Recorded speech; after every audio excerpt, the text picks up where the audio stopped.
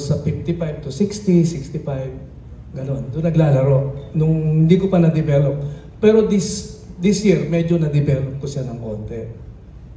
Nakita kong ipinasok sa kanya na ibang bloodline na pinang-cross ko sa kanya na nag-nick. Yun nga, nag-champion nga ako ng 10 stud. Ayun, straight. Kaya sabi ko, pagtsitsagaan nyo lang, hindi ko mo 50-60% dyan. Makachempo kayo ng i-cross dyan. Pwede kayong makakita ng 70-75. Pero yung 80, 85, 90, siguro iba totoo yun, pero hindi siguro, pilim-pili na yun, baka sampulay nila, baka gano'n. Pero yung ako kasi, naka-record lahat yun. Pag naglaban ako ng 50 o 100, at panalo ka ng 70%, ay napakaganda na nun. Mahirap nang hanapin yun talaga.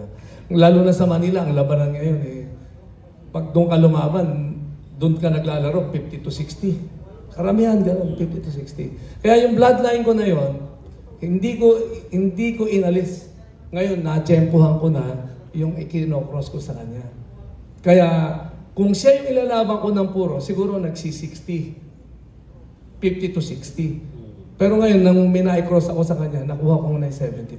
70%. Yes.